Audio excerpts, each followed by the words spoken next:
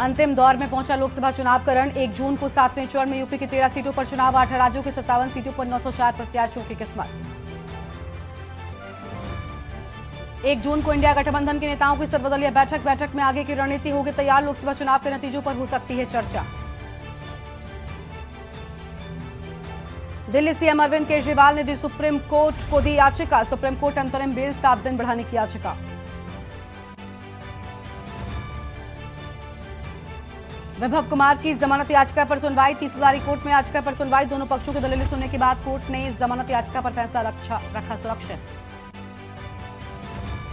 सपा विधायक रफीक अंसारी गिरफ्तार। बाराबंकी के जैतपुर थाना पुलिस ने की गिरफ्तारी। हाईकोर्ट ने जारी किया था विधायक का एनबीडब्ल्यू। यूपी के कई जिलों में टूट गया गर्मी का रिकॉर्ड। 47 डिग्री पहुंचा तापमान। नौतपा के तीसरे दिन भी लगातार बड़े तापमान में गर्मी बढ़ने के संकेत जारी। आप देख रहे हैं के न्यूज, खबरों का सारथी।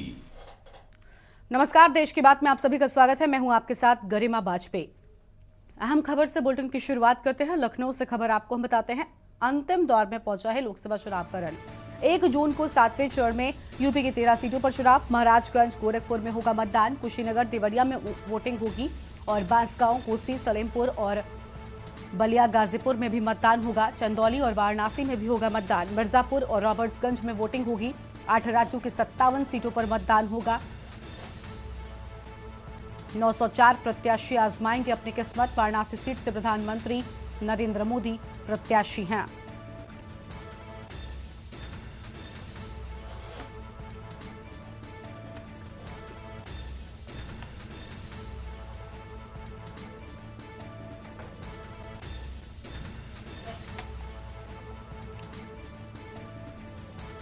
फिलहाल ये बड़ी खबर आपको हम बता दें, जहां पर मिर्जापुर और रॉबर्ट्सगंज में भी वोटिंग होगी और सभी तैयारियां वोटिंग को लेकर किए जाने के बाद 8 राज्यों की 57 सीटों पर होगा मतदान।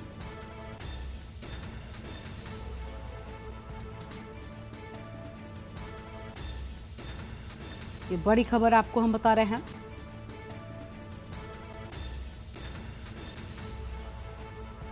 एक जून को 7वें चरण में होगी वोटिंग, तो 1 जून को 7वें चरण में मतदान होगा।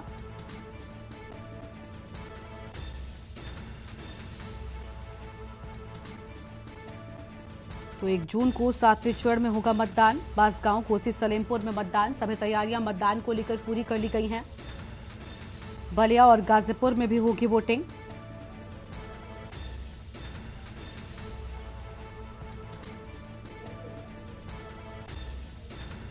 मिर्जापुर और रॉबर्ट्सगंज में भी वोटिंग होगी। वोटिंग को लेकर सभी तैयारियां पूरी कर ली गई हैं। बड़ी जानकारी आपको हम बता रहे हैं। 8 राज्यों की 57 सीटों पर होगा मतदान।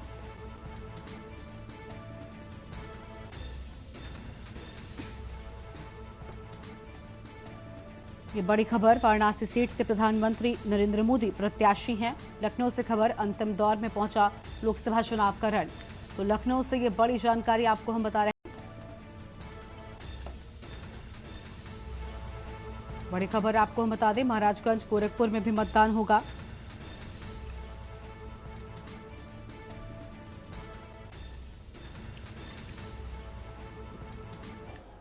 और अगली खबर पीलीभीत से आपको हम बताते हैं। मंदिर के सेवादार की मौत से हड़कंप मच गया है। संदिग्ध परिस्थितियों में मिला है सेवादार का शव और नशे का आदी सेवादार परिजनों से रहता था अलग। मंदिर परिसर में ही मिला सेवादार का शव।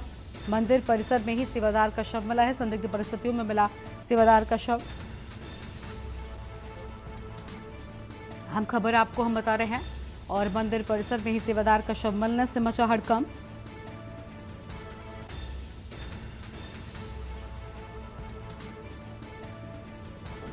नशे का आदी सेवादार परिजनों से अलग रहता था।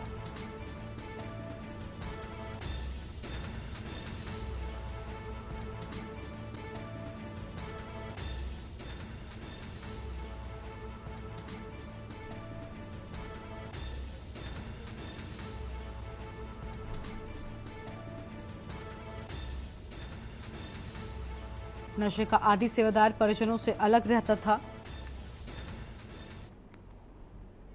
और आगे बढ़ेंगे खबरों की ओर। अगली बड़ी खबर आपको हम पंचकुला से बताते हैं, जहां पर बीजेपी कार्यालय में समीक्षा बैठक की बात सामने आई है और सीएम सैनी और पूर्व सीएम मनोहर लाल करेंगे बैठक और लोकसभा चुनाव को लेकर समीक्षा बैठक की जानकारी सामने आ रही है। लोकसभा चुनाव में हुए मतदान की करेंगे समीक्षा। बैठक में दिग्गज नेताओं समेत उम्मीदवार रहेंगे मौजूद। बड़ी खबर आपको हम बता दें, जहां पर सीएम सैनी और पूर्व सीएम मनोहर लाल खट्टर बैठक में मौजूद रहेंगे। लोकसभा चुनाव को लेकर समीक्षा बैठक की बात सामने आई है। ये बड़ी खबर आपको हम बता रहे हैं, इस वक्त की आम जानकारी। लोकसभा चुनाव में हुए मतदान की समीक्षा को लेकर बड़ी खबर।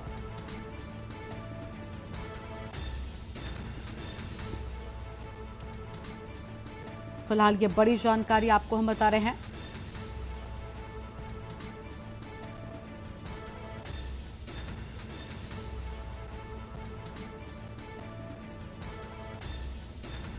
पंचकुला से खबर, बीजेपी कार्यालय में समीक्षा बैठक। पंचकुला से बड़ी जानकारी और सीएम सैनी और पूर्व सीएम मनोहर लाल करेंगे बैठक। बैठक को लेकर यह अहम जानकारी सामने आई है। लोकसभा चुनाव को लेकर करेंगे समीक्षा और अहम खबर आपको हम बता दें, जहां पर सीएम सैनी और पूर्व सीएम मनोहर लाल बैठक करेंगे। लोकसभा चुनाव को लेकर समीक्षा बैठक की बात सामने आई है।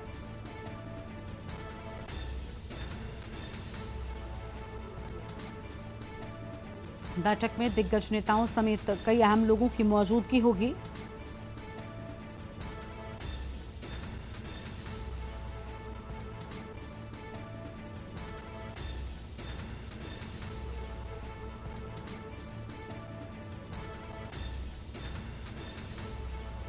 फिलहाल ये अहम जानकारी आपको हम बता रहे हैं। पुणे जिले के इंदापुर के तहसीलदार श्रीकांत पाटिल पर 2 दिन पहले अवैध व्यापारियों ने उस समय हमला किया जब वो ड्यूटी पर जा रहे थे। इस हमले में तहसीलदार श्रीकांत पाटिल और उनके ड्राइवर पर मिर्च पाउडर फेंक दिया गया और उनकी कार में तोड़फोड़ की गई। इस हमले के विरोध में पुणे जिले के ग्रामीण इलाकों में जगह जगह पर सड़क जाम करने और हमलावरों को तुरंत गिरफ्तार करने की मांग की गई है।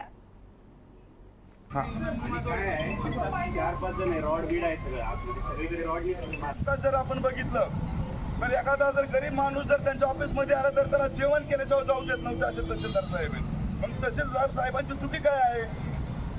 साहेबांवर हल्ला झालेला आहे त्याला मी वडार पॅन्थर संघटना महाराष्ट्राचे आमचे मेंबर मित्र परिवार आणि इंदापूर शहर अंबाला के सुभाष पार्क में सुबह की सैर करने वाले उस वक्त हैरान रह गए जब तालाब में मरी हुई मछलियां पानी की सतह पर तैरती दिखाई थी और ये चर्चा का विषय बन गया है। जब ये पूरी घटना हरियाणा के पूर्व गृह मंत्री के संज्ञान में आई तो विश ने संबंधित अधिकारियों को जांच के निर्देश दिए। उसके बाद मौके पर नगर परिषद और मत्स्य विभाग की टीम ने पहुंचकर जांच शुरू कर दी है।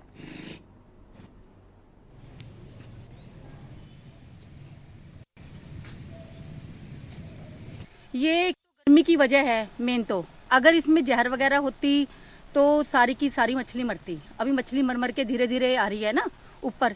इसमें फ्रेश वाटर का अरेंज नहीं है, एक्चुअली तो डलता नहीं है, इस वजह से भी है। और 3 से 5 गर्मी में ये दिक्कत आ जाती है कभी कभार, इसलिए इनकी मछली मर रही है। बाकी इनको हम इनकी जो मछली के सैंपल लेके जा रहे हैं, एक बारी वाटर का सैंपल लेके भी जा रहे हैं, उसको हम चेक करेंगे, लैब में चेक करवाएंगे। अगर उसका पोस्टमार्टम करवाएंगे मछली का, अगर कोई दिक्कत आती है तो इनको बता दिया जाएगा कि क्या है उसमें दिक्कत है। मैंने एडमिनिस्ट्रेटर से अभी बात की है। किसी व्यक्ति ने पार्क में जाने वाले ने बताया कि मच्छियाँ वहाँ की मर गई हैं और ऊपर तैर रही हैं। तो मैंने कहा है कि भाई इसकी जांच कराई जाए, पानी भी टेस्ट किया जाए और थाने में FIR भी दर्ज कराई। छत्तीसगढ़ बेमेतरा जिले के बोरसी में सबसे बड़े स्पेशल बारूद फैक्ट्री में बहुत बड़ा हादसा हुआ था। बता दें कि बोरसी के बारूद फैक्ट्री में चल रहा रेस्क्यू ऑपरेशन समाप्त हो गया है। 8 मजदूरों के लापता होने की कलेक्टर ने पुष्टि की है। एक मजदूर की मेकाहारा ले जाते वक्त मौत हो गई। मलबा हटाते वक्त मिले शरीर को DNA टेस्ट के लिए भेजा गया। फैक्ट्री प्रबंधन के लापता मजदूर के परिजनों को 1 सप्ताह के बाद राहत राशि 5-5 लाख रुपए देने की घोषणा की गई है। राज्य सरकार ने 5 लाख देने का ऐलान किया है। साथ ही पूरे मामले की मजिस्ट्रियल जांच के भी आदेश दे दिए गए हैं। रेस्क्यू ऑपरेशन जो है वो समाप्त हो गया और 8 कर्मी जो हैं वो लापता हैं। जिला प्रशासन की टीम उनको ढूंढने में जो है वो कार्रवाई जारी है और तात्कालिक राहत के लिए फैक्ट्री प्रबंधन के द्वारा 5 लाख रुपए की राशि अभी तत्काल सहायता के रूप में आज अभी ही हम जो है वो जो व्यक्ति लापता हैं 8 उनके परिजनों को हम दे रहे हैं और एक सप्ताह के भीतर जो है वो हम या तो जो लापता व्यक्ति हैं उनको ढूंढ निकालेंगे या फिर उनकी शिनाख्त करेंगे, क्योंकि जो साइट है वहां पर उनके काम करने की आशंका जताई जा रही है। और अगली खबर इंदौर से है, जहां पर इंदौर सीए शाखा द्वारा 2 दिवसीय नेशनल कॉन्फ्रेंस का आयोजन किया गया था, जिसका शनिवार को समापन हो गया। नेशनल कॉन्फ्रेंस में आईटीसी लाभ पर हुई बात और विशेषज्ञों ने ब्याज और पेनाल्टी से बचने के तरीके बताए।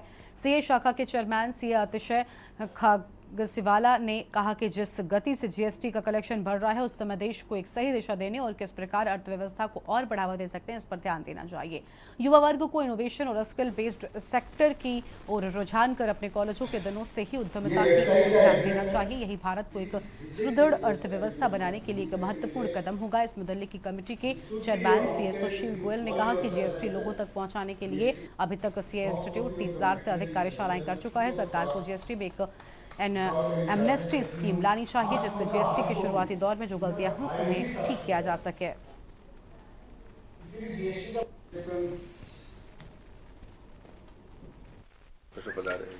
मैं यहाँ इंदौर आया हूँ कि यहाँ 2 दिन की नेशनल कॉन्फ्रेंस चल रही है जीएसटी की। इंस्टीट्यूट ऑफ चार्टर्ड अकाउंटेंट ने ये कॉन्फ्रेंस ऑर्गेनाइज की है और इंदौर ब्रांच में ये कॉन्फ्रेंस हो रही है। तो कॉन्फ्रेंस का मेन वो पर्पस था कि जीएसटी की काफ़ी नोटिसेस वगैरह आ रही हैं, तो उसको किस तरह से रिप्लाई किया जाए या मेंबर किस तरह से कंप्लाई किया जाए ताकि कोई भी नोटिस फेल ना हो और मेंबर उसको प्रॉपरली हैंडल कर पाएँ। क्योंकि हम ये जानते हैं कि जो जीएसटी की नोटिसेस आ रही हैं ज़्यादातर गलतियां हुई हैं बिजनेसमैन से, न कि उन्होंने कोई टैक्स चोरी का कोई इंटेंशन था या कोई टैक्स नहीं देने की मंशा से कुछ किया है। जो भी हुआ है वो रिटर्न सही से नहीं भरे गए या सही टाइम पे नहीं भरे गए, जानकारी के अभाव में हुआ है, तो उनकी सही से जवाब दे के हम चाहेंगे कि वो नोटिसेस हटाई जा सके।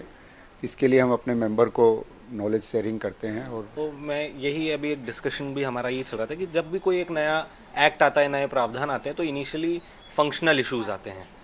तो पिछले 7 सालों में फंक्शनल इश्यूज काफ़ी जो थे वो गवर्नमेंट ने ठीक करे हैं और काफ़ी चीज़ें अब स्ट्रीमलाइन हो चुकी है। अब इसके बाद आते हैं इंटरप्रिटेशनल इश्यूज कि उस प्रावधान में किसी का क्या समझना है, गवर्नमेंट का क्या इंटेंशन है, बिजनेसमैन का क्या इंटेंशन है, इस टाइप के इश्यूज आते हैं। तो ये जो कॉन्फ्रेंस हमने रखी है इसमें बहुत मिक्स ऑफ टॉपिक्स रखे हैं, जिसमें ये इंटरप्रिटेशनल इश्यूज हम डिस्कस कर रहे हैं कि क्या बिजनेसमैन को क्या ध्यान रखना चाहिए, हमारे प्रैक्टिशनर्स, हमारे चार्टर्ड अकाउंटेंट्स का क्या उसमें ओपिनियन है। गुजरात के राजकोट में हुए हादसे में बच्चों समेत 27 लोगों की जान जाने के बाद पूरे राज्य में जांच का दौर चल रहा है। सूरत नगर निगम ने 5 गेमिंग जोन सील कर दिए हैं और 12 गेमिंग जोन की जांच चल रही है। ये रिपोर्ट देखिए।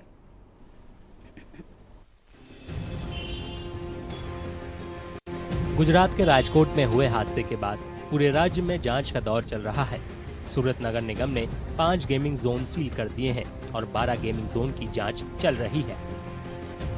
टोटल जो सूरत महानगर पालिका में 17 जैसा गेमिंग जोन है, इसमें से 5 गेम जोन को कल ही सील कर दिया है और 12 जो है उसको चकासनी करने के लिए सूरत महानगर पालिका ने 4 टीम बनाया है और 12 जो लोग हैं उसका टीम बनाया। वो अपना हिसाब से अपनी अपनी जो जोगवाई है उसके हिसाब से वो चेक करेंगे।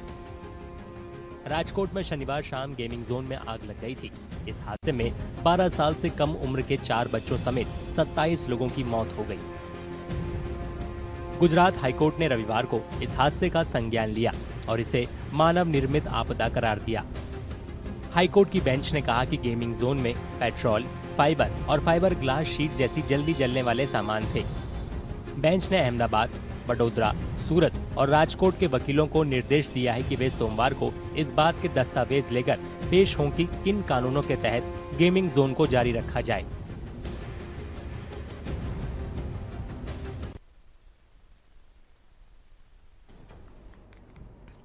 और अब आगे बढ़ते हैं खबरों की ओर। अगली खबर आपको हम बताते हैं, जहां कानपुर विकास प्राधिकरण की बिल्डिंग में उस वक्त हड़कंप मच गया जब सैकड़ों की संख्या में पनकी निवासियों ने बिल्डिंग का घेराव कर पार्षद संघ धरना प्रदर्शन किया और सीवर पेयजल समस्याओं से परेशान लोगों ने वीसी के खिलाफ जमकर नारेबाजी की और इस दौरान केडीए आला अधिकारियों से झड़प भी हुई। काफी हंगामे के बाद केडीए वीसी ने लोगों की समस्याएं सुनी और 10 दिन के अंदर समस्याओं को दूर करने के निर्देश अधिकारियों को दे दिए हैं। प्रदर्शन के बाद पूर्व पार्षद अशोक दुबे ने कहा कि 1980 में केडीए द्वारा पनकी में गंगागंज को कॉलोनी बसाई गई थी। गंगागंज के साथ केडीए ने शताब्दी नहर और इसके साथ ही जवाहर नगर और आपको बता दें कि में भी काम किया, मगर लोगों को मूलभूत सुविधाओं से वंचित रखा।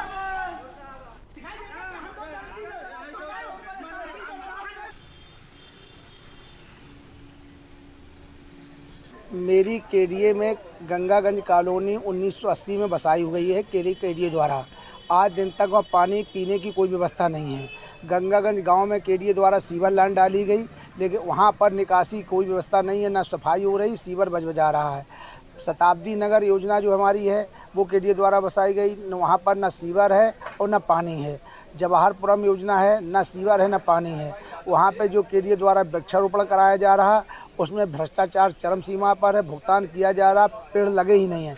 जब हमने शिकायत की तो अभी 4-6 दिन पहले पेड़ लगाए जा रहे हैं। आज जब केडीए वीसी साहब मिले हैं तो आज उन्होंने क्या आश्वासन दिया आप लोगों को? केडीए वीसी ने चीफ साहब को, सचिव साहब को, सबको बुलवा के कहा है कि 10 दिन में इनकी समस्या का समाधान हो जाना चाहिए और नहीं तो सबके खिलाफ कार्रवाई होगी। अगर आपकी मांगे नहीं पूरी हुई तब आगे क्या करेंगे आप लोग? अगर हमारी 10 दिन के अंदर मांगे पूरी नहीं होती हैं तो आज हम सैकड़ों की संख्या में केडीए में धरना दिया था।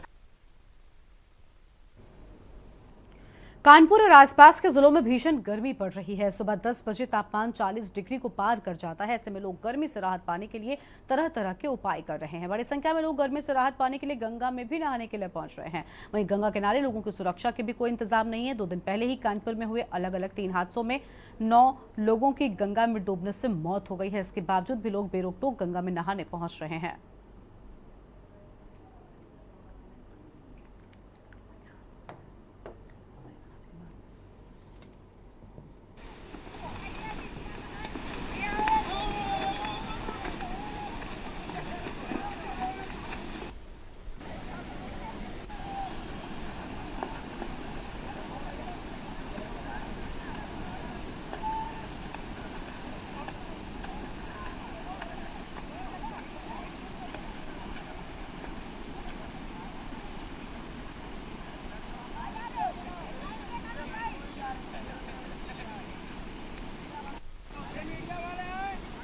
सेंट्रल जोन के 3 थाना क्षेत्रों में गंगा जी के घाट है, नवाबगंज और पलटोली, और नवाबगंज के अंतर्गत बोट क्लब भी स्थापित है। प्राइवेट गोताखोरों की व्यवस्था की गई है प्रत्येक घाट पर, और साथ ही साथ जो है पेट्रोलिंग की व्यवस्था पुलिस कर्मियों की गई है। लाउड हीलर के माध्यम से सभी को निर्देशित भी किया जा रहा है कि गहरे पानी की तरफ न जाएं और विशेष रूप से अपने बच्चों को बहुत अलर्ट रखें। और नगर निगम को भी एक पत्राचार किया गया है कि गहरे पानी के बोर्ड भी लगा दिए जाएं, जिससे किसी भी प्रकार की जो है डूबने की कैजुअल्टी घटित न होने पाए। और इस बीच गाजीपुर चलते हैं। अखिलेश यादव क्या कुछ कह रहे हैं, सुनाते हैं आपको। देश के लोग लेते हैं, ये जो लोग हार रहे हैं, हारने के बाद उनका व्यवहार बदल रहा है, उनकी भाषा बदल रही है, उनका जो बोलने का तरीका है वो बदल रहा है। और यहाँ तक कि देश के प्रधानमंत्री, उनका जो आत्मविश्वास है वो भी उत्तर प्रदेश आते आते लड़खड़ा गया है। और उसका परिणाम ये है कि उनके बातें भी लड़खड़ाने वाली आ गई हैं। और यूपी वाले क्या बताएंगे जिन्होंने काम नहीं किया। अगर काम किया होता तो आज उनके साथ जनता दिखाई देती, क्योंकि 10 साल दिल्ली के और 7 साल यूपी के उन्होंने बर्बाद किए हैं। केवल डराना, धमकाना, अन्याय करना, बुलडोजर का डर दिखाना। आप खुद सोचिए, जिस सरकार में 10 परीक्षाएं नहीं हो पाई, पेपर रद्द हो गए, अगर किसी भी एक व्यक्ति पर जिसने पेपर लीक किया उसको पकड़ा हो या बुलडोजर चला हो उसके यहाँ, तो बता दो हमें। ये अपनी सब नाकामी छिपा रहे हैं। इस बार जनता ने चुनाव अपने हाथ में ले लिया है। जो प्रत्याशी है उससे ज्यादा जनता इस बार इन्हें हटाने जा रही है। ये जनता का गुस्सा तो फेस नहीं कर सकती। लेकिन भैया फर्स्ट फेज के चुनाव के बाद जो आप लोगों का कॉन्फिडेंस बना है वो क्या लास्ट फेज तक बरकरार है? देखिए, पूर्वांचल ने जो संदेश दिया है छठवें चरण में, और मैं कह सकता हूं ये जो भाषा बदल रहे हैं, व्यवहार बदल रहे हैं, जनता वोट डाल करके इन्हें 7 समुद्र बाहर फेंक देगी 7वें चरण में। और ये जो 400 पार नारे वाले हैं, आप तो हिंदी समझते हैं ना, 400 पार का मतलब हुआ कि 400 पार। तो कम से कम उनके मुंह से या उनके लीडर्स की तरफ से ये नारा एकदम ठीक आया है। वो जानते हैं कि इस बार 140 से ज्यादा सीट नहीं जीत पा रहे हैं, इसीलिए उन्होंने कहा 400 पार। तो 543 में 543 में अगर 405 है तो केवल 143 सीटें बनती हैं। लेकिन अगर आप लोगों का दावा सच होता है तो इसका मतलब यूपी का बड़ा योगदान होगा इंडिया अलायंस के लिए। देखिए, इंडिया अलायंस में उत्तर प्रदेश ने और उत्तर प्रदेश की जनता ने और खासकर हर वर्ग के लोगों ने कमाल कर दिया। इस बार पूरी ईमानदारी और सहयोग मिल रहा है इंडिया गठबंधन को, और उसका परिणाम ये है जो 80 का नारा दे रहे थे वो अब क्यूटो भी नहीं बचा पा रहे हैं। क्यूटो में पूरी फौज लगा दी उन्होंने, और क्यूटो में इतनी फौज लगाई है अपनी पार्टी की, क्योंकि उन्हें पता है कि उनके अपने ही उनके साथ नहीं दे रहे हैं, उनके अपने ही पराये हो गए हैं। उनके पास आय दोगुनी का कोई फार्मूला हो तो बता दें। और ये जो नौजवान खड़े दिखाई दे रहे हैं, ये जनपद वो है जिसने समय समय पे सबसे ज़्यादा फौज में भर्ती देने का काम किया है, सबसे ज़्यादा शहीद यहाँ हुए, और जितनी भी लड़ाइयाँ हुई हैं देश की रक्षा के लिए, उन सब में गाजीपुर के नौजवानों का बड़ा योगदान रहा है। कारगिल जैसी चोटियों को वापस दिलाने में गाजीपुर की जनता की, यहाँ के लोगों के, यहाँ के परिवार के जो सदस्य रहे, जो जवान रहे, उनका बड़ा योगदान रहा। आज बताइए, गाजीपुर का नौजवान जो वर्दी पहनना चाहता है उसको आधी अधूरी नौकरी दे रहे हैं आप। समाजवादी पार्टी इंडिया गठबंधन तय किया है कि फौज की पक्की नौकरी और जिस तरीके से पहले भर्ती होती उससे ज्यादा भर्ती करा करके नौजवानों को सम्मान की नौकरी और वर्दी पहनाने का काम करेंगे। ये लोग जो बहुत बहादुर अपने आप को बनते हैं, जो अपने आप को बहुत बहादुर, उनकी भाषा में, उनके शब्दों में न जाने पड़ोसी देश का कितना नाम लेते हैं, उससे पूछिए कि रजांगला जिस लड़ाई के लिए एक एक जवान ने अपनी जान दे दी, और दुनिया के बड़े जो फौज के अधिकारी हैं वो कहते हैं कि रजांगला जैसी लड़ाई चीन से ऐसी कभी नहीं हुई होगी, जहां पर आखिरी बुलेट और आखिरी बॉडी तक जवान लड़ा। आखिरी शरीर जब तक था और जब तक गोली थी तब तक सीमा की रक्षा के लिए, भारत माँ की जमीन की रक्षा करने के लिए वहां पे जवान लड़ा। आज वो छीनी जा चुकी है। ये जो बहादुर बन रहे हैं उनसे पूछिए कि रजांगला मेमोरियल क्या तोड़ दिया गया कि नहीं तोड़ दिया गया। इनको जाकर के कम से कम रजांगला की लड़ाई में जिन जवानों ने अपनी जान निछावर की, उन शहीदों को कम से कम सम्मान देकर के तो आए। भैया, एक नैरेटिव जो भाजपा सेट करने की कोशिश की, जो आप लोगों ने कहा कि संविधान और लोकतंत्र को खतरा है, बीजेपी ने सीधे कहा कि मुस्लिम रिजर्वेशन, इलेक्टोरल बॉन्ड की बात करो अगर बीजेपी से तो उन्हें इलेक्ट्रोल की याद आ जाती है। इलेक्ट्रोल बॉन्ड की बात करते ही उन्हें दहशत छा जाती है, चक्कर आने लगते हैं, क्योंकि जो लोग बीफ कंपनियों से पैसे ले लिए हो, मीट कंपनी जो एक्सपोर्ट करती है उससे पैसे ले लिए हो, कहने को क्या कहते हैं, हम सनातनी हैं, लेकिन मीट कंपनियों से पैसा लिया, बीफ कंपनियां जो एक्सपोर्ट करती है उनसे पैसा लिया, और केवल उन्हीं से नहीं लिया। जो आज हम महंगाई का सामना कर रहे हैं, तो इलेक्ट्रोल बॉन्ड ने न केवल इनके भ्रष्टाचार की पोल खोली है, बल्कि महंगाई की भी पोल खोल रहे हैं, क्योंकि जो 1000 करोड़ रुपए कंपनी देगी वो अंतोगतवा आपसे मुनाफा। और यहाँ पर उतना एक छोटे से ब्रेक के लिए चल लौटेंगे। ब्रेक के बाद आप सभी का स्वागत है और अब रुक करते हैं खबरों की ओर। आगरा से अहम जानकारी सामने आ रही है। आगरा से खबर का रुख कर लेते हैं, जहाँ पर यमुना में नहाते हुए आपको बता दें कि 4 युवक डूबे हैं। गोताखोरों ने 3 युवकों को बचाया है, एक लापता हो गया है। पुलिस ने चलाया रेस्क्यू ऑपरेशन, खोजबीन जारी है। अहम खबर आपको हम बता रहे हैं।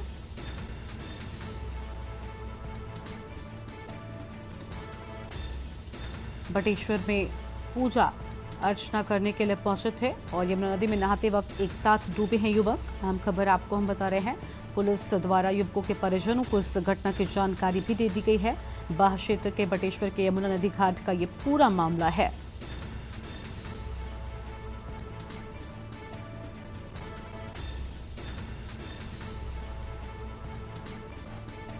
ये बड़ी जानकारी आपको हम बता रहे हैं।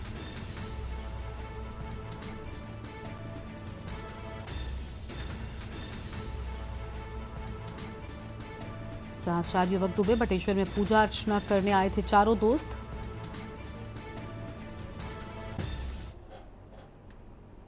और आगे बढ़ेंगे खबरों की ओर। खबर है कौशाम्बी से, जहां पर सराथू के एक प्राथमिक विद्यालय के प्रिंसिपल ने देश के प्रधानमंत्री व प्रदेश के मुख्यमंत्री के खिलाफ सोशल साइट पर आपत्तिजनक पोस्ट किया है। प्रधानाध्यापिका की फेसबुक यूआरएल से पोस्ट का संज्ञान लेकर सहायक बेसिक शिक्षा अधिकारी सराथू ने कोकराज थाने में तहरीर देकर मुकदमा दर्ज कराया है। पुलिस ने मामले में गंभीर धाराओं में मुकदमा दर्ज कर जांच शुरू कर दी है। टीचर के फेसबुक अकाउंट के यूआरएल का स्क्रीनशॉट कर किसी अज्ञात व्यक्ति ने मामले की जानकारी स्थानीय जिला प्रशासन को भेजी है। जिला शिक्षिका के द्वारा आपत्तिजनक पोस्ट किया गया हुआ था, जिसका संज्ञान लेते हुए प्राप्त तहरीर के आधार पर थाना कोकराज में सुसंगत धाराओं में मुकदमा पंजीकृत कर लिया गया है। इसमें जो विवेचनात्मक कार्रवाई है वो प्रचलित है।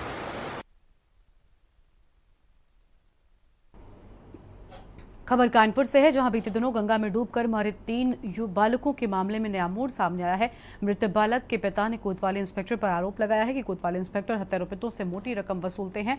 हत्यारोपितों को विशेष सुविधा प्रदान कर रहे हैं, उनको एसी कमरों में बैठाया जा रहा है। इंस्पेक्टर कोतवाली ने मोटी रकम लेकर बच्चों के हत्यारों को बचाने का बेड़ा उठाया है। नहीं, 4 बच्चे नहीं हैं, बच्चे तो 3 ही हैं और चौथा जो दोस्त है वो 17 साल 1 महीने का है, वो बच गया था। जो बच्चों के डूबने की बात थी, परसों की बात थी, और वहाँ पे गए थे नहाने के लिए। उस दिन ज़िले में गंगा घाट पे काफ़ी बच्चे नहाने गए थे। ये जो बच्चा बचा है, इसका प्राइमा फेसी ये कहना है कि हम चारों बच्चे वहाँ पे गए थे, बल्कि उन्होंने भी जिद किया था और नहाने गए। और इसका ये भी कहना है कि जब वो नहाने गए तो वहाँ पे आग के सामने वो डूबने लगे। ये डर गया, जैसा कि ये कह रहा है। पहले तो इसने बताया नहीं, फिर डर गया, फिर सामान लेके चला गया। और ये चारों दोस्त थे। हमारे बच्चे की हत्या कर रहा है। किसने कर? राजेश सिंह ने। राजेश सिंह ने। हाँ, वो कुछ नहीं, दोनों को मार डाला। किस लिए विरोध प्रदर्शन कर, क्या मामला है? यहाँ पे प्रयास कर रहे हैं, पुलिस द्वारा कार्रवाई होगी, मुकदमा लिखा जाएगा। लेकिन अभी तो अपराधियों को इंस्पेक्टर साहब अपने कमरे में बैठाल कर स्वागत कर रहे हैं, एसी कमरे में। और हमको कह रहे हैं कि आप लोग बदतमीजी करोगे तो बंद कर दें। और हम लगातार पूरे प्रमाण दे रहे हैं, वीडियो क्लिप दे रहे हैं, लेकिन कोई कार्रवाई नहीं की जाए। परसों हमारे यहाँ कैंट से प्रस्तावना तिवारी के सुपुत्र गंगा जी में डूब के ख़त्म हो गए थे, जिसमें सीसीटीवी के साक्ष्य के अनुसार, परिवारजनों के बताए जाने अनुसार कि इनके बच्चे की जो है हत्या की गई है, जिसमें साक्ष्य जलाने की भी कोशिश की गई है। सारे प्रूफ, सारे सीसीटीवी फुटेज जो है इनके मंडल अध्यक्ष भाजपा के और भाजपा से पार्षद प्रस्तावना तिवारी ने कोतवाली एसएचओ को दिए हैं। इन लोगों का कहना है कि कोतवाली एसएचओ जो है, जो जिस व्यक्ति ने कत्ल करा है, जिस लड़के ने कत्ल करा है, उसके परिवार को जो है ये संरक्षण दे रहे हैं, उनको अंदर बैठाल कर वीआईपी ट्रीटमेंट दे रहे हैं। उनका होटल का व्यापार है और ओबलाइज करना उनका काम है। तो पुलिस न्यायिक कार्यवाही नहीं कर रही है, जिसके विरोध में आज भाजपा पार्षद और उनके साथ हम सभी लोग जो भी पार्षद हैं यहाँ पर धरने पर बैठे हैं और उनके बच्चे को इंसाफ दिलाने की, न्याय दिलाने की मांग कर रहे हैं। पीलीभीत के पूरनपुर कोतवाली क्षेत्र के गांव कपूरपुर के रहने वाले अक्षय पुत्र अनिल कुमार सब्जी विक्रेता हैं। अक्षय गांव में ई रिक्शा पर सब्जी बेच रहे थे। गांव निवासी मोइन के दरवाजे पर बाइक खड़ी थी। आरोप है कि बाइक हटाने को लेकर बब्बर और अक्षय में विवाद हो गया। दोनों में मारपीट होने लगी। इस दौरान वहां से गुजर रहे एक युवक ने बचाने की कोशिश की तो बब्बर ने उसके साथ भी मारपीट कर दी। विवाद के बाद कुछ लोगों ने घर पर चढ़ाई कर पत्थरबाजी शुरू कर दी, जिसका वीडियो सोमवार को सोशल मीडिया पर तेजी से वायरल हो रहा है।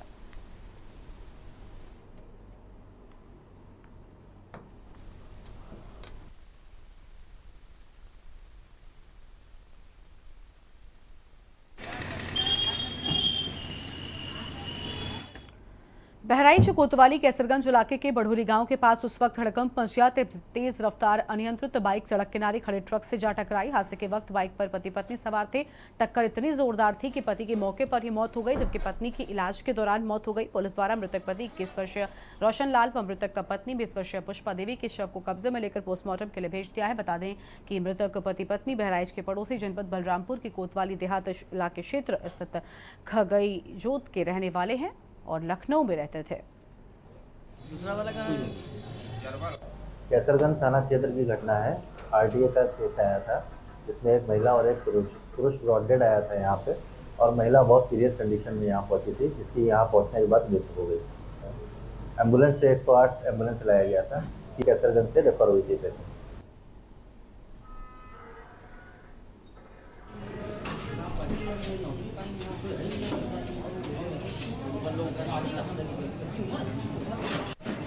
बैग में ये कहाँ से लाए भैया? दूसरा वाला कहाँ है? चला भैया।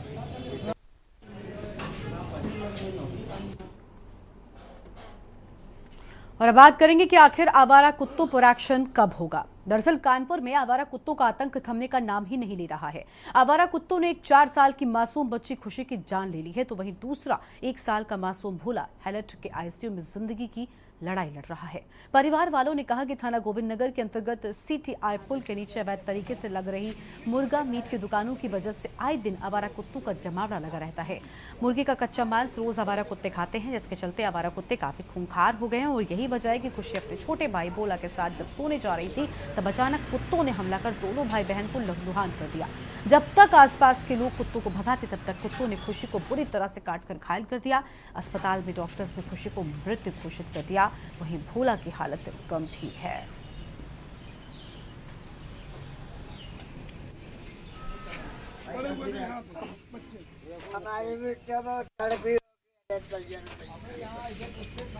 घटना हमारी बहन भांजी यहाँ पर सो रहे थे, तो यहाँ अवैध मुर्गा मंडी है, तो कुत्ते छिछड़ा खाते हैं, तो उनके लगा मुंह में मांस, तो वो खा के और बच्चों को चीर फाड़ देते हैं, काट लेते हैं ये सब। और जो है कई लोगों को कुत्तों ने काट लिया है। कई लोगों को, कई लोग ड्यूटी वाले जाते हैं तो पूरी टांग नचो। कल जो आपके भांजियों को काटने से क्या, वो भांजे में भांजी जो है ख़त्म हो गई है, उसको कुत्ते ने यहाँ काटा, ये सर में काटा, यहाँ काटा, ये सब सर में काटा, वो ख़त्म हो गई। सर हमारी भांजी को कुत्तों ने फाड़ के खा डाला है, और एक बच्चे को जब तक बचाने के जब तक दूसरे को खा डाला। मेरी बच्ची अभी आईसीयू में भर्ती है, उसका पोस्टमार्टम की रिपोर्ट वो 10 बजे तक हमको देंगे कि अपनी बच्ची को ले जाओ। अब ये बताइए सर, ये अवैध ये जो बूचड़ खाना चल रहा है, इसको बंद करा दिया जाए। तो पहले क्या मेरे छोटे बच्चे का जो है वहाँ कुत्तों ने काट लिया, उन्हें मैं लेके इधर भागा जब, तो दूसरे मेरी बिटिया सो रही थी छोटी 4 साल की, जब तक इधर में देखा इधर के, उसके बाद मेरे दूसरे कुत्ते को यहाँ पे जो है जिनमें मीट वाले सब कच्चा मांस खाते हैं, वाले कुत्ते हो गए पागल। तो बेटी की आपकी अब क्या स्थिति है? खत्म हो गई है वो। कुत्ते काट खाया, दोनों बच्चों को कुत्ते काट खाया, ये बात है, हकीकत है। काटने से कुछ नुकसान हुआ है? नुकसान क्या हुआ, अब उनसे बहुत गलत काटा है। सब लोग बच्चे 3-4 कुत्ते थे, और वो बच्चे छोटे थे। हमारा क्या घटना हुई है? घटना तो हुई है कि यहाँ पे जो कुत्ते हैं वो ये मांस खा इधर उधर घूमते हैं, बच्चों को काटते पीटते रहते हैं, और कहा उनको मार भी डालें बच्चों को वो लोग। अभी जिस तरीके से बचा रहे खुशी बच्ची की कुत्तों के काटने की वजह से मृत्यु हो गई, क्या ये इसमें? हाँ, बच्चों के कुत्तों के काटने से उन बच्चों को मृत्यु भई। इस तरीके से खुशी की जान ले ली। हालांकि उसका भाई भोला अभी भी जिंदगी की लड़ाई अस्पताल में लड़ रहा है। और ये तस्वीरें हमने आपको दिखाई किस तरीके से परिजन अपना दर्द यहाँ पर बयान करते हुए नजर आए हैं। आपको बता दें कि आवारा कुत्तों का आतंक लगातार इसके पहले भी कई बार देखा गया है। और सुरेश सविता हमारे साथ में लगातार बने हुए, उनका रुख कर रहे थे। सुरेश, डॉग अटैक की इसके पहले भी कई घटनाएं पूरे उत्तर प्रदेश में, साथ ही देश में भी सामने आ चुकी हैं। नगर निगम की ओर से कई तरह के नियम भी बनाए गए थे। सरकार ने कहा था कि नगर निगम आवारा कुत्तों की जानकारी रखेगा और आवारा कुत्ते नहीं होंगे, लेकिन आवारा कुत्तों ने लोगों का जीना मुहाल कर दिया है। खुशी की जान के दुश्मन बन बैठे ये लोग। जी गरिमा, सबसे पहले तो आपको बता दें कि ये आवारा कुत्ते आज से ही नहीं, न जाने कितने दिनों से लोगों के जान के दुश्मन बने और न जाने कितनी जान इन्होंने आज से पहले ले ली। लेकिन गरिमा, मैं कानपुर की बात करूं तो ये एक बहुत ज्यादा दिल दहला देने वाली घटना थी। एक 4 साल की मासूम बच्ची को किस तरीके से कुत्ते नोच नोच कर खा रहे थे, क्या उनके परिजनों पे बीत रहा होगा, क्या आस पड़ोस के उन लोगों के ऊपर बीत रहा होगा जिनके छोटे छोटे बच्चे हैं। गर्मा, कहीं ना कहीं जब उसका 1 साल का भाई अपनी जान बचाकर भागने की कोशिश करता है तो कुत्ते का झुंड उसके पीछे भी पड़ जाता है और उसको भी बहुत बुरी तरीके से जख्मी कर देता। हालांकि अभी एक अच्छी खबर ये मिली कि जिस बच्चे को जख्मी किया था कुत्तों ने, वो अभी स्वस्थ है, ठीक है, वो घर आ गया है। लेकिन गरिमा, हम आपको सबसे पहले ये दिखाना चाहेंगे, कैमरा पर्सन से कहेंगे आगे आ जाए, कि ये सारी वही अवैध दुकानें हैं जहां पर मुर्गों का काम होता था, जहां कच्चा मीट बेचा जाता था मुर्गों को काट करके। ये देखिए, मेयर के आदेश के बाद प्रमिला पांडे आज मौके पर यहाँ पर आई और मेयर के आदेश के बाद इन दुकानों का ध्वस्तीकरण किया गया। मैं फिर से कहना चाहूंगा, एक बार दिखा दे कि ये सारी दुकानें, ये आखिरी तक सारी दुकानें, ये उन्हीं मुर्गों की दुकानें जहां पर कुत्तों को कच्चा मीट मांस खाने की आदत पड़ गई थी। कहीं ना कहीं इस मांस को खाने की वजह से ही लोगों का कहना है जो बच्चों का शिकार हुआ इसी वजह से हुआ। यदि ये मांस की अवैध दुकानें ना होती तो हो सकता है खुशी आज जीवित होती और उसका परिवार भी सुख शांति होता। हमारे साथ खुशी के परिवार के कुछ लोग भी गरिमा मौजूद हैं, हम जानेंगे कि उस समय क्या स्थिति रही। कैमरा पर्सन से कहना चाहेंगे थोड़ा सा आगे आ जाए और दादी से बात करना चाहेंगे। दादी क्या नाम है आपका? हमारा नाम, इधर कैमरे में देख के बोलिए। दादी क्या हादसा हुआ था, क्या घटना हुई थी? कुत्ते ने काट लिया था, तो किस तरीके से काट लिया था, क्या घटना हुई थी? काटा है कि बची नहीं। तो देखिए गरिमा जी, ये हमारे साथ जो खुशी की नानी थी, हमारे साथ कई और भी लोग यहाँ पर मौजूद हैं, नाना भी मौजूद हैं और ये बेचारे काफी परेशान रात से लग रहे थे। दादा क्या नाम है आपका? हीरालाल। क्या कहना चाहेंगे, किस तरीके से घटना हुई? हमको तो ये सब मालूम, हम तो सो रहे थे वहाँ। बताइए, पूरी बात बताइए। हमारे सामने घटना नहीं सुनने में आया कि पुलिस की महतारी चली गई वहाँ सोने छलिया पे और इन दोनों को सुला गए वहाँ पर। कुत्ते लोग सिटियाए के आके छीन दिया। देखिए गरिमा जी, मैं साफ तौर पर बताना चाहूंगा कि मेयर के आदेश के बाद इन दुकानों का ध्वस्तीकरण तो हो गया, लेकिन इस आदेश के आने जो मेयर ने आदेश किया, इस आदेश को बहुत ज्यादा लेट किया, क्योंकि अब खुशी की जो जान है वो वापस नहीं आ पाएगी, चाहे ये दुकान यहाँ पर लगी रहती या ना लगी रहती। कानपुर से सुरेश। बिल्कुल साफ तौर पर सुरेश, हम देख पा रहे हैं कि परिजन काफी परेशान नजर आए हैं। लेकिन सुरेश, जब ये पूरा मामला सामने आया है, जब पूरा डॉग अटैक का मामला जिसमें एक बच्ची की जान चली गई, इसके बाद क्या कोई एक्शन लिए जाने की बात सामने आ रही है? देखिए गरिमा जी, इसके बाद सिर्फ यही एक्शन लिया जा रहा है कि नगर निगम की टीम जो आई है वो आवारा कुत्तों को पकड़ रही है और नगर निगम का एक दस्ता आकर के इन दुकानों का ध्वस्तीकरण कर दिया, क्योंकि मेयर ने सख्त आदेश दिए और सख्त तौर पर कहा है अगर इस तरीके की दुकान दोबारा लगेगी और कुत्ते इस क्षेत्र में टहलते हुए दिखेंगे तो सख्त से सख्त कार्रवाई की जाएगी। क्योंकि यहाँ पर जितनी भी क्षेत्र के लोग हैं, क्षेत्रवासी हैं और जो खुशी के परिवार के लोग हैं, उन लोगों का सबका ही यही कहना है कि आवारा कुत्ते यहाँ पर बहुत ज्यादा हैं। तो मेयर ने सख्त रूप दिखाते हुए दुकानों को तो हटवा दिया, लेकिन कहीं ना कहीं डॉग स्क्वाड की जो टीम है, जो नगर निगम की टीम है, उनको भी लगा दिया है आवारा कुत्तों को पकड़ने के लिए। बिल्कुल, लेकिन सुरेश ये भी जानना चाहेंगे कि देखिए, अवैध मुर्गा शॉप पर पहले ही पूरी तरीके से प्रतिबंध है कि इस तरीके से आप कहीं पर भी बस्ती के बीच में इस तरीके की दुकानें नहीं खोल सकते। बावजूद इसके आखिर इन सब पर पहले से नजर क्यों नहीं गई जो जिम्मेदार लोग हैं? क्योंकि अगर उनकी ओर से एक्शन लिया गया होता तो आज उस बच्ची की जान नहीं जाती। देखिए गरिमा जी, कहा जाता है कहीं ना कहीं सेटिंग गटिंग के खेल से सारे काम काज होते रहते हैं और कहीं ना कहीं ये सेटिंग गटिंग का जो खेल इसने ही शायद खुशी की जान ले ली। अगर प्रशासन सख्त कार्रवाई करता और पहले से कड़ी नजर रखता तो शायद आज खुशी की जान न जाती और ये जितनी अवैध दुकानें थी ये पहले हटा जाते। क्योंकि एक तरफ अधिकारी दावे करते हैं कानपुर को स्वच्छ और साफ रखने का, एक तरफ अधिकारी दावे करते हैं नगर निगम के कार्य को लेकर के। वही नगर निगम अपने कार्य में कितना अच्छा कारगर है, ये आज आप लोगों ने और कई लोगों ने हमारे प्रतिष्ठित चैनल के माध्यम से देख लिया है। गरिमा, कहीं ना कहीं इन सब चीजों से तो ये व्यतीत होता है कि जो अधिकारी हैं उन्होंने अपनी आंखों में पट्टी बांध कर बैठ ली है।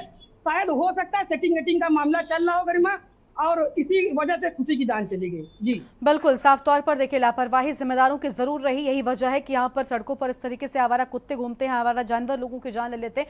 और सुरेश देखिए, इसके पहले भी जब लखनऊ का एक मामला सामने आया था जहां पर पिटबुल ने अपनी मालकिन पर हमला किया था, उसके बाद से कई इस तरह के मामले सामने आए थे, जिसके बाद तूल भी पकड़े और एक्शन लिए जाने की भी बात सामने आई थी। सरकार की ओर से कुछ नियम कानून भी बनाए गए थे कि अगर आपको कुत्ता पालना है, अपने घर पर आप पाल रहे हैं, तो भी आपको जानकारी देनी होगी। या आवारा कुत्तों को लेकर भी कहा गया था कि नगर निगम सख्त हो और पकड़ा भी जाए। हालांकि जब कुछ घटनाएं उसके बाद एक्शन में दिखाई पड़ा था नगर निगम, लेकिन उसके बाद से सब चीजें ठंडे बस्ते में चली गई और यही वजह रही कि देखिए लोग ऐसे अपनी जान खो रहे हैं। जी गरिमा, देखिए जब कोई ताजा मामला होता है तो कुछ दिनों के लिए उसमें इतनी ज्यादा तेजी दिखाई जाती है कि प्रशासन बहुत ज्यादा सख्त है, लेकिन मामला जैसे जैसे पुराना होता जाता है प्रशासन की नजर वहां से हटती जाती है और वो नजर हटने का मतलब हो जाता है हादसा। देखिए आज एक हादसा हो गया और हादसा होने का कारण है कि प्रशासन की नजर हटी। गरिमा, अगर प्रशासन की नजर प्रॉपर वे पर इस जगह पर होती और हालातों को देखा जाता तो शायद इतना बड़ा हादसा ना होता, क्योंकि ये हादसा एक दिल दहलाने वाला हादसा है। लोगों में इसका एक बुरा इफेक्ट जा रहा है। कहीं ना कहीं नगर निगम एक तरफ कहता है कि जो भी कुत्ते पालेंगे उसका एक कार्ड बनेगा और लोगों को उसकी सुरक्षा स्वयं करनी पड़ेगी, लेकिन जब कई मामले ऐसे आते, चाहे हम लोग लखनऊ का पिटबुल वाला मामला देख लें या कुछ दिन पहले हम लोग ने दिल्ली का एक मामला देखा था जिसमें सीसीटीवी फुटेज आई थी, जिसमें एक बच्ची को मार डाला गया था। जब इस तरीके की चीजें होती है तो प्रशासन एकदम से सख्त हो जाता है, लेकिन कहीं ना कहीं गरिमा न जाने ऐसी कौन सी बातें होती हैं अधिकारियों और ऐसे लोगों के बीच में कि ये सारी चीजें फिर से चालू हो जाती हैं। तो इस पर एक ये बहुत बड़ा सवाल है और ये बहुत बड़ा निशानदेह चीज है कि इस तरीके की घटनाओं को किस तरीके से रोका जाएगा और आखिर ये सख्ती आगे क्यों नहीं होती है, ये तुरंत ही क्यों होती है। एक तरफा सख्ती करने के बाद थोड़े दिन बाद मामला ठंडा हो जाता है तो फिर वो चीजें फिर से वही हो जाती है पुरानी गरिमा।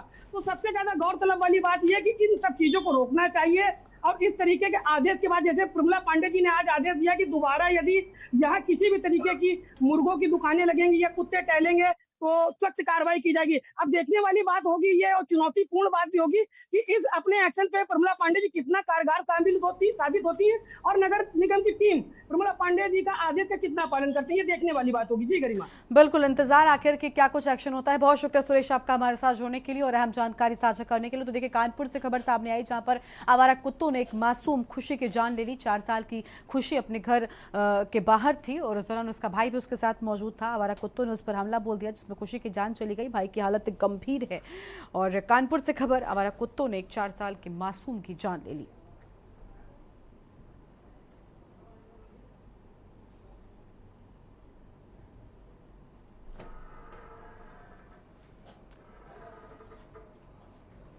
लखनऊ के विभूति खंड के एक अपार्टमेंट में अचानक गोह के दिखाई देने पर पूरे इलाके में हड़कंप मच गया। बता दें कि ये गोह मल्लौर पुलिस चौकी के पास बने यश हाइट्स टावर के 2nd फ्लोर से 3rd फ्लोर पर पहुंच गया। अचानक इलाके में गोह दिखने से आसपास के लोग बाहर निकलने से भी डर रहे थे। वहीं इस दौरान का वीडियो भी सोशल मीडिया पर तेजी से वायरल हो रहा है। स्थानीय प्रशासन ने गोह को पकड़ने के लिए एक टीम भेजी। 3 घंटे की कड़ी मशक्कत के बाद गोह जानवर को पकड़ा गया है। डिप्टी रेंजर अंकित शुक्ला और विनोद कुमार जोशी व मोहम्मद फहीम की टीम ने मौके पर पहुंचकर गोह को पकड़ लिया है।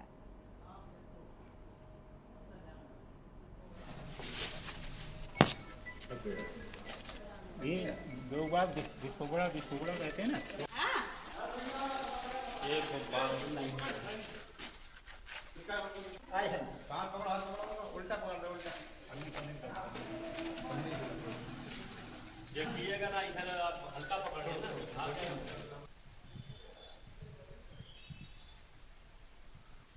नहीं तब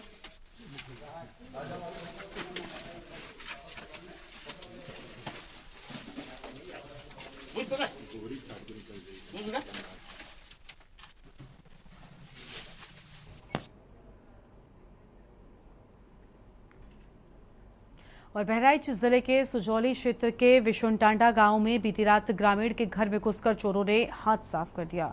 बता दें कि विशुनटांडा गांव निवासी निर्मल पुत्र महादेव ने घर बनवाने के लिए अपनी जमीन बेचकर 3 लाख रुपए नगद घर के बक्से में जुटाकर रखे थे कि रात में अत्यधिक गर्मी होने के चलते घर के सदस्य आंगन में सो रहे थे। इस दौरान चोरों ने घटना को अंजाम दिया। रात में सूचना पर पहुंची सुजौली पुलिस ने मौके की जाँच की तथा तहरीर मिलने के पश्चात कार्रवाई का भरोसा दिया है। 12-1 बजे के आसपास में हुई। अच्छा। और फिर देखने के जब उठे रात में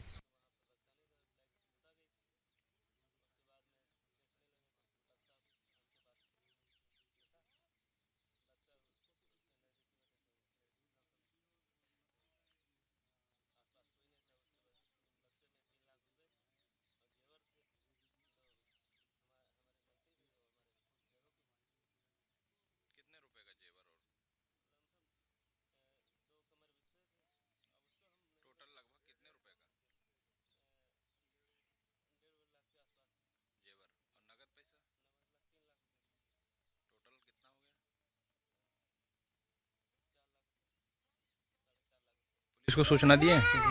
आया कोई? हाँ, रात में आए थे। 12-1 बजे के आस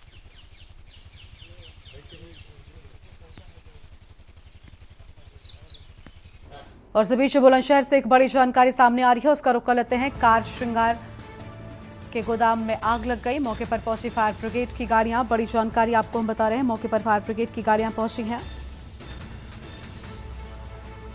और 15 लाख से ज्यादा के नुकसान की आशंका है। तो 15 लाख से ज्यादा के नुकसान की आशंका। 1 घंटे से ज्यादा लगा आग बुझाने में समय, तो 1 घंटे से ज्यादा का समय आग बुझाने में लगा। 15 लाख से ज्यादा के नुकसान की आशंका। बड़ी जानकारी आपको हम बता रहे हैं।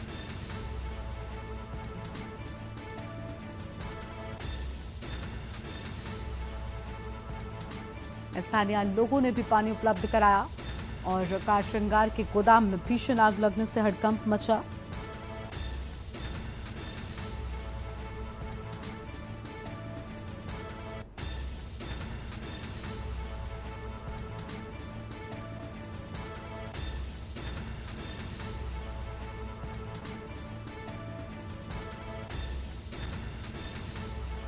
तो यह अहम जानकारी आपको हम बता रहे हैं।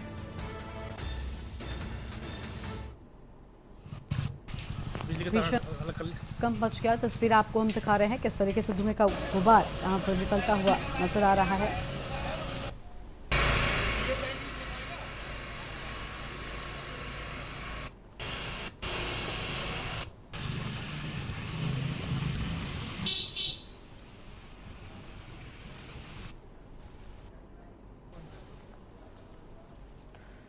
और अगली खबर मुरादाबाद से आपको हम बताते हैं। मुरादाबाद से अहम जानकारी, जहां पर भीषण गर्मी में खराब हो रहे ट्रांसफार्मर। गर्मी में बिजली के ट्रांसफार्मर ज्यादा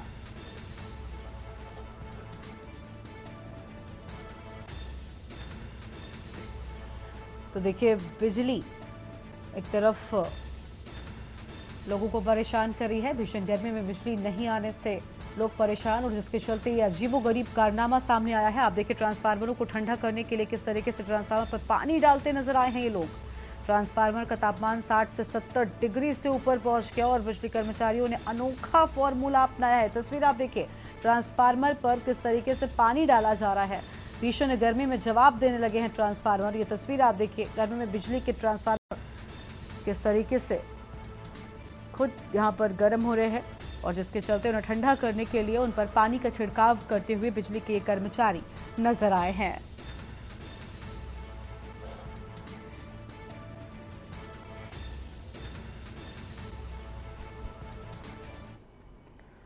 और अब सीधा आपको चंदौली लेकर चलते हैं, जहां पर गृह मंत्री अमित शाह पहुंचे हुए। क्या कुछ कह रहे, सुन लेते हैं। अरे भाई, ऐसे नहीं, मोदी जी तक आवाज जानी चाहिए। जिताओगे, कमल के निशान पर बटन दबाओगे, 400 पार कराओगे, मोदी जी को तीसरी बार प्रधानमंत्री बनाओगे, तो मेरे साथ दोनों हाथ उठाइए। उठाइए सभी लोग दोनों हाथ, विजय के संकल्प का मुट्ठी भींचिए और प्रचंड आवाज से बोलिए, भारत माता की जय श्री राम, जय जय श्री राम, वंदे वंदे वंदे। आप सभी का बहुत बहुत धन्यवाद। नमस्कार। तो बीजेपी प्रत्याशी के समर्थन में जनसभा में पहुंचे गृह मंत्री अमित शाह को आप सुन रहे थे, जिनकी ओर से अहम बातें कही गई हैं। गृह मंत्री अमित शाह यहां पर बीजेपी प्रत्याशी के समर्थन में आम जनता से अपील करने के लिए पहुंचे हुए थे। और आपको बता दें कि अंतिम चरण में चंदौली में मतदान होगा और मतदान के चलते यहां पर आपको बता दें कि विशेष जनसभा का आयोजन किया गया था, जहां पर गृह मंत्री अमित शाह पहुंचे हुए थे। तस्वीरें हम आपको दिखा रहे थे, उनकी ओर से अहम बातें कही गई हैं। पार्टी प्रत्याशी की जीत की अपील यहां पर आम जनता से कहते हुए नजर आए हैं और साथ उन्होंने कहा कि इस बार 400 पार के नारे को ठीक साबित करना है। और प्रत्याशी यहां पर महेंद्र नाथ पांडे भारतीय जनता पार्टी की ओर से इस बार और अंतिम चरण में 1 जून को वोटिंग होगी। और अब सीधा आपको एक बार फिर से चंदौली लेकर चलते हैं, जहां पर अखिलेश यादव पहुंचे हुए हैं। वो क्या कुछ कह रहे हैं वो भी सुनते हैं। अगर आय दोगुनी हुई हो तो बताएं हमारे किसान भाई, न आय दोगुनी हुई और जो लागत बढ़ने का काम हुआ है, लगातार महंगाई बढ़ी है और उसका परिणाम ये हुआ है कि हमारे किसानों की खेती बाड़ी के साथ साथ हमारे किसानों को संकट में डाल दिया।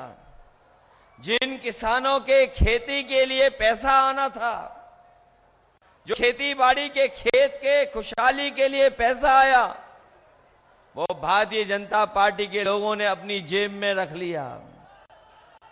किसान के हाथ कुछ नहीं लगा। और एक समय ऐसा भी किसानों ने देखा कि जिस समय हमारे किसानों के खिलाफ काले कानून लाने का काम हुआ और अगर वो काले कानून लागू हो गए होते तो जहां हमारे किसानों की खेती बाड़ी छिन जाती, वहीं उनकी पैदावार को भी ये लूट लेते। हमारे किसान झुके नहीं, न केवल उत्तर प्रदेश का किसान बल्कि देश का किसान इन बीजेपी के खिलाफ खड़ा हो गया। दिल्ली घेरनी पड़ गई, दिल्ली जाके धरने पर बैठ गया, तब तक नहीं हटा जब तक सरकार ने काले कानून वापस नहीं ले लिए।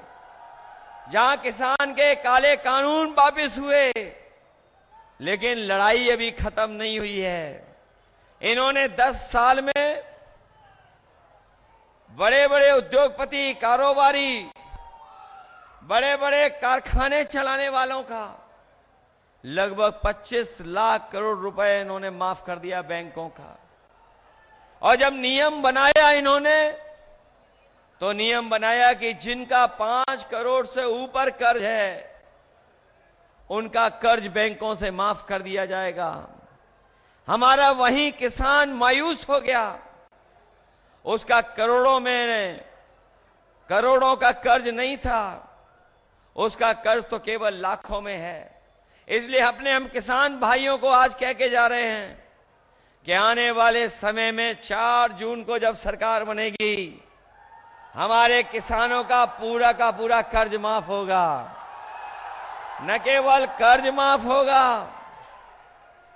बल्कि हमारे किसानों की पैदावार की कीमत दिलाने के लिए अगर एमएसपी के लिए कानूनी अधिकार भी दिलाना पड़ेगा, तो किसानों की खुशहाली के लिए कानूनी अधिकार भी दिलाने का काम किसानों को होगा। जहां किसान इन्होंने संकट में डाल दिया, वहीं हमारा नौजवान जानता होगा कि इन नौजवानों के हाथ में न नौकरी आई न रोजगार आया। और जब ये नौजवान तैयारी कर करके, अपनी कोचिंग और पढ़ाई कर करके, अपनी मेहनत से जब परीक्षा देने गया, तो इस सरकार ने पेपर लीक। तो चंदौली से आप सुन रहे थे अखिलेश यादव को, जिनकी ओर से अहम बातें कही गई हैं। और अब आगे बढ़ते हैं खबरों की ओर। शाहजहांपुर से बड़ी जानकारी आपको हम बताते हैं। इस बीच शाहजहांपुर से बड़ी खबर सामने आ रही है, जहां पर घटिया सड़क निर्माण पर भड़के हैं बीजेपी के विधायक चेतराम। बड़ी जानकारी शाहजहांपुर से आपको बता दें। और 32 करोड़ की लागत से बन रही है 17 किलोमीटर लंबी सड़क। शाहजहांपुर से बड़ी खबर आपको हम बता दें, बिलसंडी से पिपरिया के बीच बन रही है सड़क। जेईओ ठेकेदार पर मुकदमा दर्ज कराने की धमकी दिए जाने की बात सामने आई है और विभागीय अधिकारियों पर कमीशनखोरी का आरोप लगा। बड़ी खबर आपको हम बता दें, स्थानीय लोगों की शिकायत पर पहुंचे थे बीजेपी के विधायक चेतराम। अहम खबर, स्थानीय लोगों ने शिकायत की थी, जिसके बाद बीजेपी के विधायक पहुंचे थे। 32 करोड़ की लागत से यहां पर बन रही है 17 किलोमीटर लंबी सड़क। शाहजहांपुर से बड़ी खबर आपको हम बता रहे हैं। घटिया सड़क निर्माण पर भड़के बीजेपी के विधायक चेतराम। अहम जानकारी आपको हम बता रहे हैं, बिलसंडी से पिपरिया के बीच बन रही है सड़क। और इसी खबर पर हमारे साथ में अधिक अपडेट के लिए इनपुट एडिटर अरुण अवस्थी जी जुड़ चुके हैं। अरुण जी, घटिया सड़क निर्माण की शिकायत स्थानीय लोगों की ओर से की गई, जिसके बाद खुद विधायक जी पहुंच गए हैं। बिल्कुल, ये जो पूरा मामला है ये 17 किलोमीटर लंबी सड़क का है, जो शाहजहांपुर में बिलसंडी से पिपरिया के बीच में बन रही थी। और इस पूरे मामले की शिकायत जब स्थानीय विधायक को मिलती है, चेतराम जी को मिलती, तो मौके पर पहुंचते और हाथ से उखाड़ते हैं सड़क को। और सड़क को उखाड़ने के बाद में निश्चित जो जेई हैं और अन्य अधिकारी उन पे वो आरोप लगाते हैं और कहीं न कहीं जांच की बात करते हैं। और साथ ही कमीशन खोरी का आरोप लगाया है, चूंकि विधायक के द्वारा ये आरोप लगाया गया है। और जो जिला है वो पीडब्ल्यूडी मंत्री का, इसलिए मामला और बड़ा हो जाता है। चूंकि पीडब्ल्यूडी मंत्री का गृह जिला है, उस जिले के भाजपा विधायक का ये आरोप है, तो देखते हैं कैसी जांच होती है। लेकिन 17 किलोमीटर जो ये सड़क बन रही थी और जिसमें घटिया निर्माण की शिकायत विधायक तक पहुंचती है, और ये पूरा मामला 32 करोड़ की लागत से बनने वाली सड़क का है। इस पूरे मामले को लेकर के चूंकि विधायक के द्वारा अभी इस तरीके का आरोप लगाया गया है, तो कैसी कार्रवाई पीडब्ल्यूडी मंत्री के द्वारा की जाती है या इस पूरे मामले को फिर से दबाने का प्रयास होता है, ये तो देखा जाएगा। लेकिन चूंकि जब विधायक के द्वारा सवाल उठाया जाता है तो निश्चित रूप से एक बड़ा मामला बन जाता है। जी बिल्कुल, बहुत शुक्रिया अरुण जी आपका हमारे साथ जुड़ने के लिए और अहम जानकारी के लिए। तो घटिया सड़क निर्माण पर खुद विधायक जी पहुंचे हैं और स्थानीय लोगों ने उनसे शिकायत की थी। बड़ा सवाल ये कि देखिए, विधायक जी यहाँ पर कम से कम इस समस्या को सुनते हैं और इस शिकायत को लेकर जाते हैं। तस्वीरें भी हमने आपको दिखाई जहाँ पर घटिया सड़क निर्माण पर विधायक जी भड़क उठे। शाहजहांपुर से खबर आपको हम बता रहे हैं। और देश की बात में फिलहाल इतना ही। तमाम बड़ी खबरों के लिए आप देखते रहिए के न्यूज़ इंडिया। नमस्कार।